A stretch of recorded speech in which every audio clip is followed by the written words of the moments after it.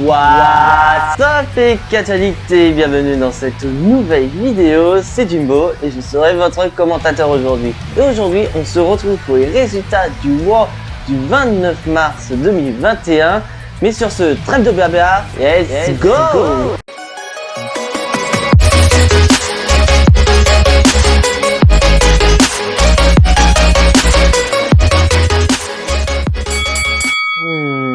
Bon, est-ce que vous avez aimé ce War? Bah, moi personnellement, je suis assez choqué en fait par rapport à certaines choses. Donc, en effet, nous avons, suite au précédent War, il y a mise à prix de la tête de Drew McIntyre pour un main event de WrestleMania en récompense.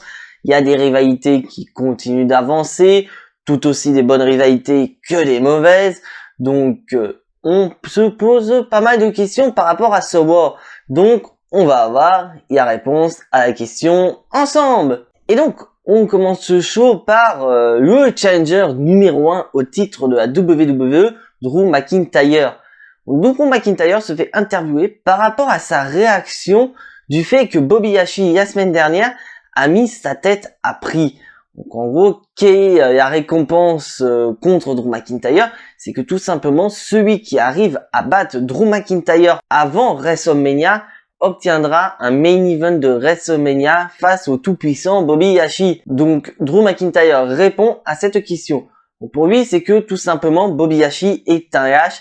Il veut absolument un combat facile car pour lui, un Drew McIntyre à 100% est un Drew McIntyre très dangereux.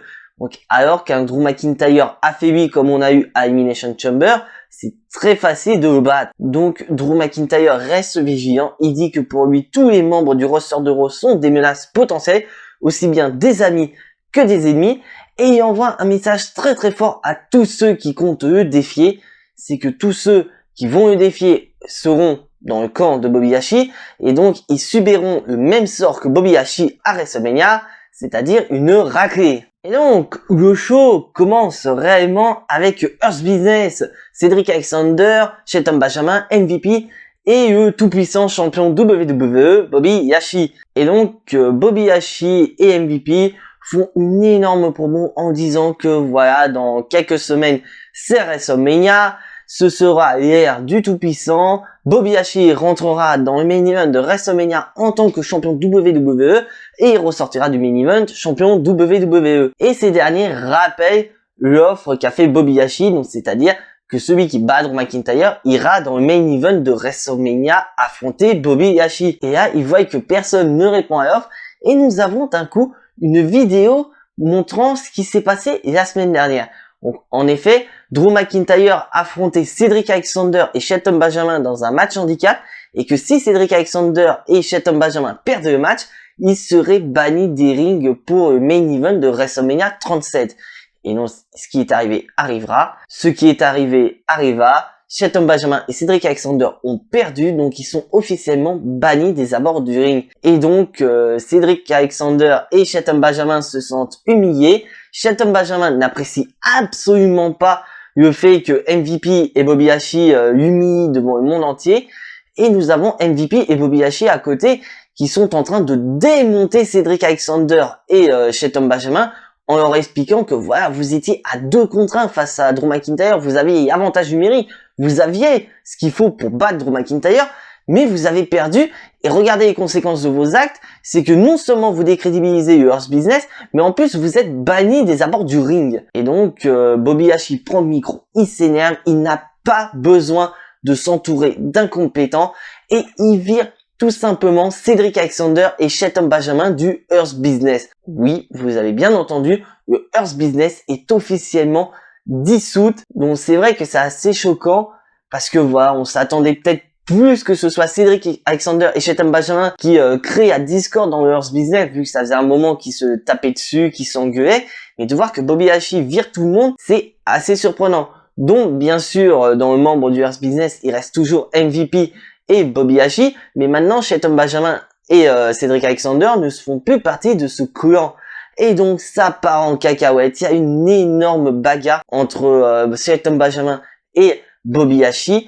Et donc, ça va entraîner une demande de la part de Cedric Alexander et de Shelton Benjamin.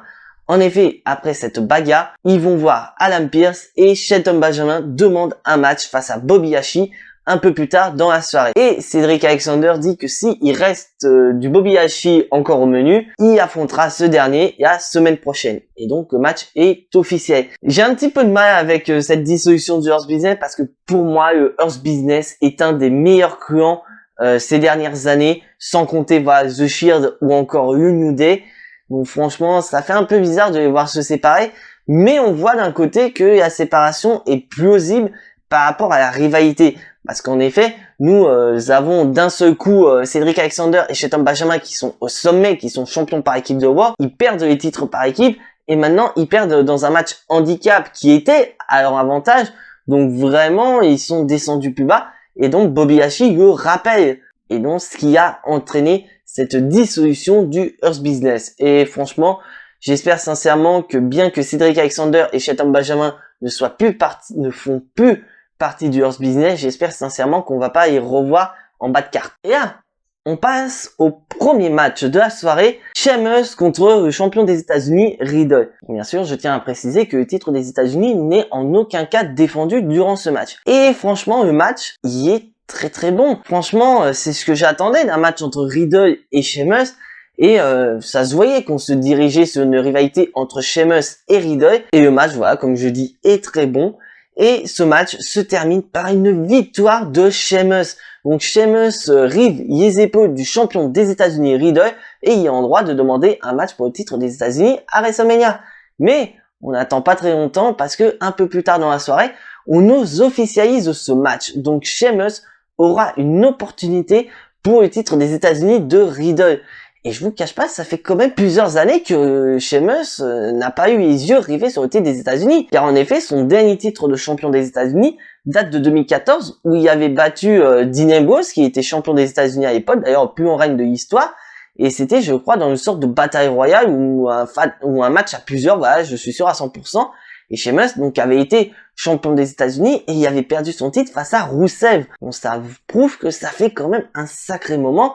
Et franchement, bah ça rajoute un beau match pour un WrestleMania 37 qui est déjà très très prometteur. Et maintenant, on retourne dans le ring avec Shane McMahon accompagné donc d'Elias et de Jackson Ryker. Et donc Shane McMahon répond aux questions des fans. Parce que souvenez-vous, Shane McMahon qui s'est blessé avant Fastlane était venu à Fastlane avec des béquilles.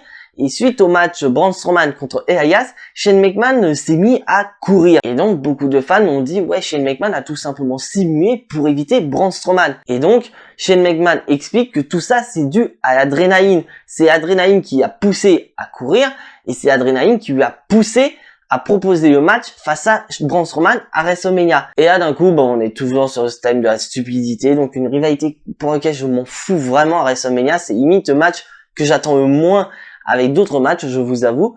Mais voilà, Shane McMahon qui continue à décrédibiliser Braun Strowman en le traitant de stupide, d'idiot.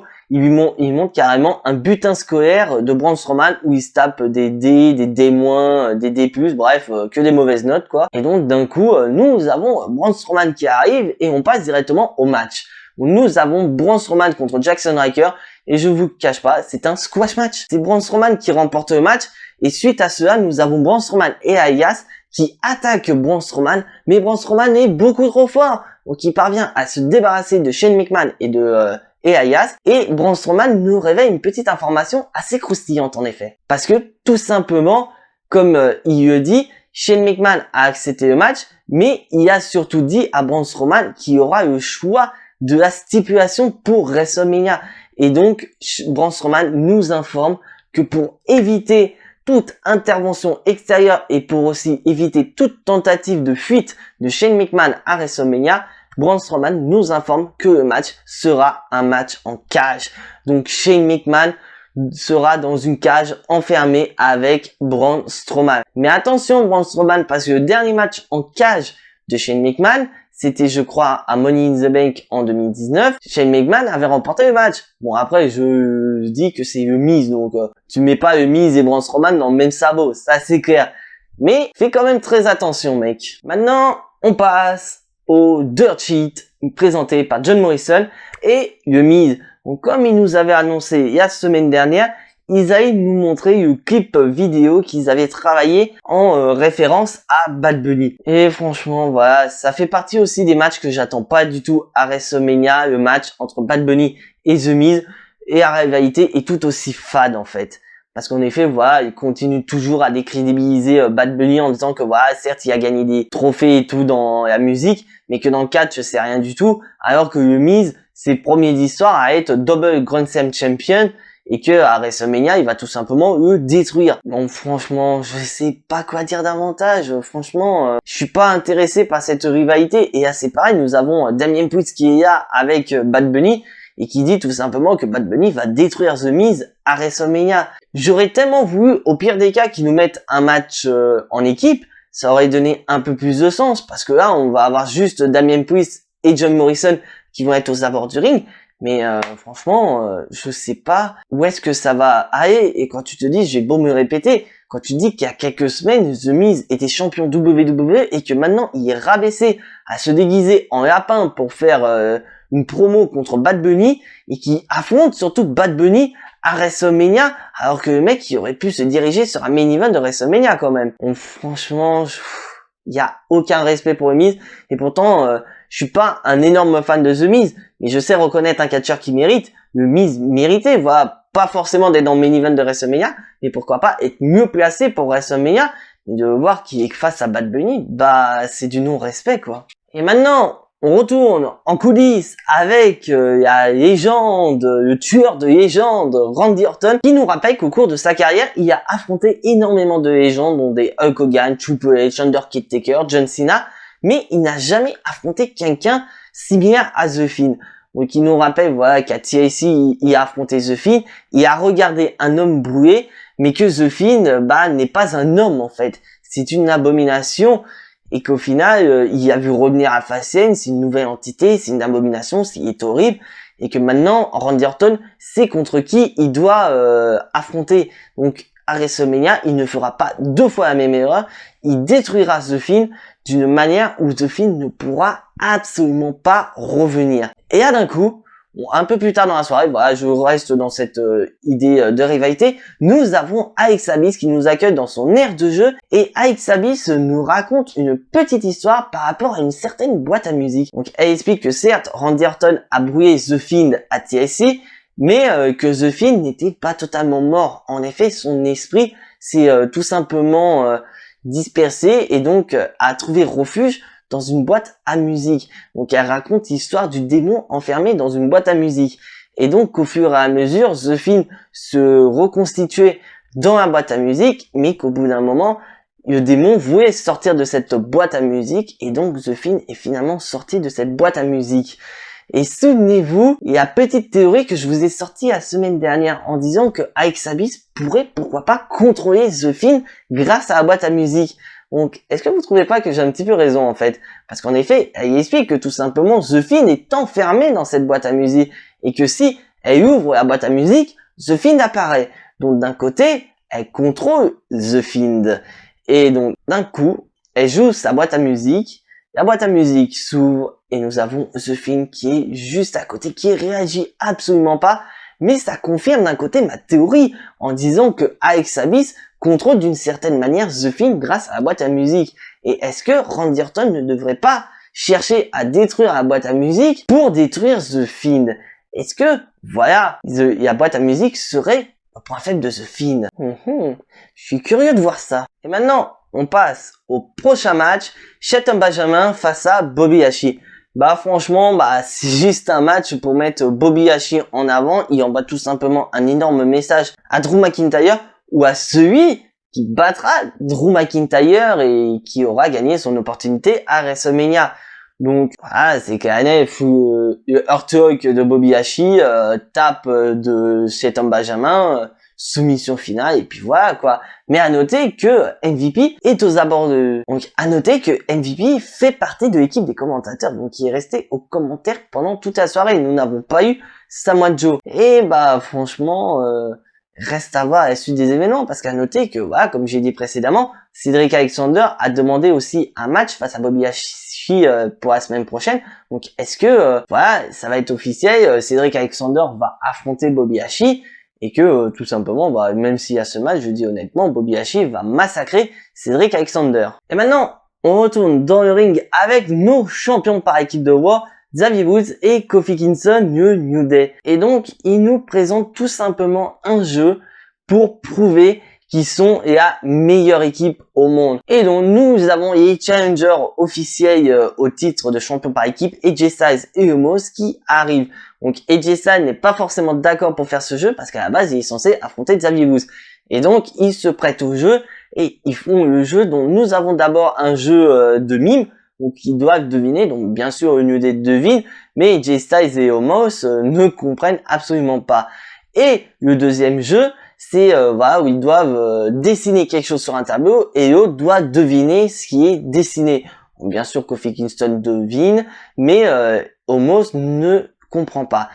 Et donc, ça part en bagarre et ça enchaîne aussitôt sur le match entre AJ Styles et Xavier Woods. Et le match, bah, en soi, il est bon. Donc, bien sûr, nous avons Omos qui est aux abords du ring et à un moment donné, il ramène Xavier Woods dans le ring et ça siffle, il y a disqualification.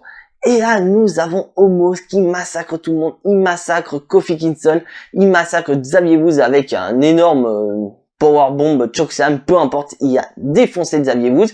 Et est-ce que selon vous, ce ne serait pas un spoiler pour WrestleMania? Parce que en effet, on ne le cache pas, Omos va être vraiment déterminant pour ce match. Ça va être l'homme fort de ce match. Donc, est-ce que Omos ne va pas, voilà, tout simplement offrir la victoire à son équipe et permettre à AJ Styles d'être un Grand Slam champion? Pourquoi pas? Bon, maintenant, on va passer au pire match de la soirée. Naomi contre Shayna Baszler. Donc, à noter que nous avons Nia Jax, Regina et Anna qui sont présents, mais nous avons aussi Dana Brooke et Mandy Rose qui font partie de l'équipe des commentateurs pour ce match. Bah, le match, bah, il est horrible tout simplement, parce que nous avons un moment Regina qui veut intervenir, nous avons Anna qui veut frapper Regina qui esquive, Nia Jax et Anna qui voilà, se bagarrent. On a failli avoir le retour de l'abonnement au passage à travers une table, sauf que Anna parvient à s'en tirer et à balancer Nia Jax sur Mandy Rose et Dana Brooke. Et donc tout ça a pour effet de distraire Shayna Baszler et donc Naomi en profite en utilisant l'arme la plus imparable à la WWE, le roll-up. Donc Naomi remporte le match et on voit très clairement qu'on se dirige sur un match triple menace à WrestleMania avec d'un côté nos championnes, Anna et Naomi, et Mandy Rose et Dana Brooke de l'autre. Et franchement, bah, je m'en fous totalement de ce match parce que pour moi, la division féminine à la WWE commence à avoir beaucoup mal. Maintenant, on passe au point positif de la division féminine. Il y a signature de contrat pour WrestleMania. Parce que, souvenez-vous, la semaine dernière, nous avons eu Rhea Ripley qui a fait ses débuts à Raw. Et pour lancer ses débuts à Raw sur les chapeaux de roue, elle a tout simplement défié Asuka pour le titre féminin de Raw à WrestleMania. Et donc, nous avons cette signature de contrat. Et donc, on nous fait la présentation donc de Rhea Ripley et de Asuka en tant que championne. Et Rhea Ripley lui dit, t'as peut-être fait une erreur, Adam Pearce, parce que ce n'est plus la championne, c'est moi la championne. Donc, Asuka lui dit, ouais, t'es très confiante quand même pour te faire appeler la championne. Et donc, Rhea Ripley lui dit, oui, je suis confiante. D'ailleurs, c'est pour ça que je t'ai défié dès mon premier soir à WrestleMania, parce que je suis confiante, je sais que je peux te battre. Donc, nous avons une signature de contrat. Et d'un coup, nous avons les championnes par équipe, Nia Jax et Shayna Baszler qui arrivent. Et Nia Jax, voilà, qui pète un bouillon tout simplement parce qu'elle dit, je ne comprends pas, qu'est-ce qui est plus débile de Rhea Ripley qui demande un match à WrestleMania ou Asuka qui accepte le défi de Rhea Ripley. Donc, elle explique que tout simplement, elle et Shayna Baszler ont tout simplement dominé la division féminine et que ce serait elle qui devrait affronter Asuka à WrestleMania. Et en plus, elles savent qu'elles peuvent battre Asuka parce qu'ils lui ont tout simplement pété les dents et ils ont mis Asuka out pendant un moment. Et donc, Nia Jax lance tout simplement un défi à Asuka et Rhea Ripley pour un match tag team la semaine prochaine. Et donc, We Are Weepy accepte le défi dont nous allons avoir la semaine prochaine les championnes par équipe face à Asuka et We Are Weepy. Bon, bien sûr, je tiens à vous rappeler qu'on ne sait pas si les titres seront remis en jeu la semaine prochaine, mais je pense que les titres ne seront pas du tout remis en jeu. Mais franchement, j'attends ce match avec impatience. J'attends surtout de voir la réaction de We Are Weepy qui va nous montrer l'étendue de sa brutalité. Mais surtout, qu'est-ce qu'on attendait dans ce segment? Tout le monde attendait, pourquoi pas, le retour de Charlotte Flair. Parce que souvenez-vous, je vous en ai parlé dans mon épisode WWE News, que Charlotte Flair donc avait été testée positif au Covid, donc a été obligée d'être mise en quarantaine. Mais cette période de quarantaine est tout simplement levée. Mais donc Charlotte Flair n'est pas là, mais on nous a expliqué pourquoi Charlotte Flair est absente. Et accrochez votre ceinture parce que là, franchement, vous allez être mort de rire. Parce qu'en effet, suite à de nombreux tests, les médecins de la WWE avaient jugé que Charlotte était enceinte. Donc, c'est la raison pour laquelle Charlotte Flair a été écartée de WrestleMania. Elle n'apparaissait plus sur le poster et elle n'apparaissait plus sur le match de Raw pour le titre féminin. Donc, ça a été prouvé que Charlotte Flair n'est en aucun cas enceinte. C'est une erreur médicale. Donc, reste à voir si WWE va soit y intégrer dans le match Triple Menace. Donc, je vous rappelle qu'il reste encore un Raw avant WrestleMania. Ou tout simplement, Charlotte Flair va avoir un match à part à WrestleMania. Parce que c'est vrai que, je l'avoue, je suis pas un énorme fan de Charlotte Flair, mais c'est vrai qu'un WrestleMania sans la reine, ça fait un peu peur. Et maintenant, au main event, Drew McIntyre face à Ricochet. Bon, sur ce, petit kick-off pour savoir pourquoi nous avons ce match entre Drew McIntyre et Ricochet. Bon, souvenez-vous, en début de soirée, je vous l'avais dit, la tête de Drew McIntyre est mise à prix. Et la récompense pour battre Drew McIntyre, c'est d'avoir un main event à WrestleMania contre le tout-puissant Bobby Lashley. Et donc Drew McIntyre y est prêt, il est sur sa garde, mais il commence à perdre patience et il va voir tous les membres du roster qui sont présents dans le vestiaire. Et donc Drew McIntyre lance limite un open challenge en disant qui veut m'affronter, il y a un main event de WrestleMania à la clé, c'est moyen de vous mettre en avant, vous avez la possibilité de réaliser votre rêve, donc venez vous battre.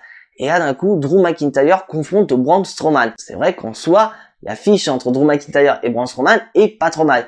Mais Braun Strowman refuse en expliquant que il y a d'abord Shane McMahon dans le collimateur, mais qu'une fois qu'il aura fini avec Shane McMahon à WrestleMania, il s'occupera de Drew McIntyre. Est-ce que ce serait pas un petit spoiler pour après WrestleMania si Drew McIntyre remporte le titre WWE? Est-ce que selon vous, Braun Strowman serait le prochain challenger? Et donc, il continue. Nous avons Angel Garza qui a voulu attaquer Drew McIntyre, mais Drew McIntyre il a balancé. Et d'un coup, nous avons Drew McIntyre qui regarde Ricochet. Et donc, Drew McIntyre dit à Ricochet, c'est étonnant, tu viens pas m'en parler, parce que t'as envie de devenir ce que tu étais, tu veux aller dans le main event de WrestleMania, tu veux être champion WWE, donc viens m'affronter. Et donc Ricochet lui dit, j'ai rien à prouver contre toi, mais je veux bien t'affronter dans le ring, on va régler ça dans le ring. Et là d'un coup, un peu plus tard, nous avons MVP qui regarde Ricochet, donc MVP se souvient peut-être qu'à un moment donné, il avait fait une offre à Ricochet pour rejoindre Earth Business, mais Ricochet a tout simplement refusé, et c'est Cedric Alexander qui a répondu présent. Donc MVP dit à Ricochet, je suis super heureux que tu aies accepté le défi de Drew McIntyre, je vois que tu veux aider Bobby Lashley à conserver son titre de champion WWE. Mais Ricochet dit, ce n'est pas pour Bobby Lashley qu'il le fait, c'est pour lui car il veut retourner parce qu'il explique qu'il il veut aller à WrestleMania, il veut avoir son main event, il veut devenir champion du monde. Donc c'est tout simplement pour lui qu'il a accepté le défi de Drew McIntyre et non pour Bobby Lashley. Mais sur ce, perso match. Et donc le match, il a pas duré vraiment longtemps et c'est ça qui me fait peur parce que c'est vrai que l'affiche Drew McIntyre Ricochet aurait pu donner un très beau match, sauf que c'est un match pour tout simplement mettre Drew McIntyre en avant et c'est naturellement Drew McIntyre qui remporte le match. Et suite à cela, nous avons Drew McIntyre qui prend le micro et qui relance sa challenge en disant qui est prêt pour un deuxième match, je suis prêt à affronter n'importe qui. Et nous avons Mustafa Ali qui arrive. Mustafa Ali, le chef soi-disant de Rétribution qui n'est plus présent. Parce que pour rappel, à Fastlane, Mustafa Ali a perdu contre Riddle et Rétribution s'est tout simplement disloqué. Donc on a un Mustafa Ali qui a quitté ses tenues noires pour une tenue kaki. Le match est exactement le même que précédent. nous avons voilà, Drew McIntyre qui est beaucoup trop fort et qui détruit Mustafa Ali. Et suite à cela, nous avons Drew McIntyre qui prend un micro et qui envoie un message clair et net à Bobby Lashley en disant que voilà, c'est un lâche, tu envoies tout un tas de larbins pour me mettre dans la merde, viens finir le travail, je t'attends. Et là, d'un coup, nous avons Bobby Lashley qui arrive et c'est tout simplement une guerre de paroles entre Drew McIntyre et Bobby Lashley. D'un côté, nous avons Drew McIntyre qui dit voilà, t'as peur tout simplement de moi parce que tu sais très bien que si je vais à WrestleMania à 100%, je vais être une énorme menace contre toi et je vais pouvoir te prendre le titre WWE et t'auras plus que tes yeux pour pleurer. Et d'un autre côté, nous avons Bobby Lashley qui dit mais moi, j'ai pas besoin de qui que ce soit pour finir le boulot. Regarde ce qui s'est passé à Elimination Chamber. Ce qui s'est passé à Elimination Chamber sera pire à WrestleMania. Je vais totalement te détruire parce que c'était hier du tout-puissant. Et là, d'un coup, nous avons King Corbin qui arrive. Oui, vous avez bien compris, King Corbin. Parce que pour rappel, King Corbin est à SmackDown. Donc King Corbin attaque Drew McIntyre, ce qui permet à Bobby Lashley de tout simplement finir le travail et porter donc son Hurt Lock sur Drew McIntyre. Et donc, quelque chose se termine avec un Drew McIntyre par terre, avec Bobby Lashley qui brandit sa ceinture et King Corbin qui est juste à côté. Donc, beaucoup de questions se posent parce que je vous rappelle que la mise à prix de Drew McIntyre fonctionne qu'avec les gars de War. Donc, est-ce que pour bénéficier de cette offre de Bobby Lashley, est-ce que King Corbin n'a pas secrètement décidé d'être transféré à War pour pouvoir affronter Drew McIntyre? C'est une question qu'on se pose. Et donc, lors du Raw Talk, MVP donc a parlé du fait que King Corbin est intervenu en disant que voilà, il n'y a aucun transfert qui a été fait. King Corbin est effectivement à SmackDown, mais voilà, il apprécie donc le fait que King Corbin a pris donc cette initiative d'attaquer Drew McIntyre. Donc, est-ce qu'il y aurait pourquoi pas une alliance entre le Hurt Business et King Corbin? Parce que faut pas oublier que King Corbin et Bobby Lashley ont souvent fait équipe ces dernières années. Notamment, voilà, King Corbin a eu pour Harbin Bobby Lashley ou encore Drew McIntyre pour faire face à The Shield. Donc, est-ce que il y aurait pas cette amitié qui avait disparu pourrait renaître un peu plus tard? Et surtout, est-ce que Drew McIntyre va, pourquoi pas, la semaine prochaine, défier King Corbin pour régler les comptes? Franchement, je suis très curieux de voir le Raw de la semaine prochaine. Donc dites-moi dans les commentaires ce que vous avez pensé de ce Raw. Il y a quelques points pour lesquels on a abordé, notamment ma petite théorie que j'avais potentiellement raison concernant Alexa Bliss et The Fiend.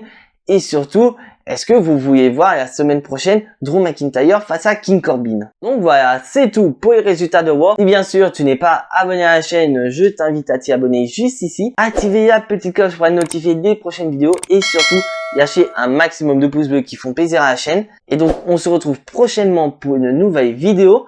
Mais en attendant, on se retrouve ce soir sur Twitch à 21h. Je ne dis pas sur quel jeu on va aborder, ça je garde ça pour moi. Mais en attendant la prochaine vidéo, soyez tous très très fiers d'être des catch addicts et n'oubliez pas que le catch c'est la vie, catch vie. C'était Jimbo, je vous fais à tous des bisous et à la prochaine.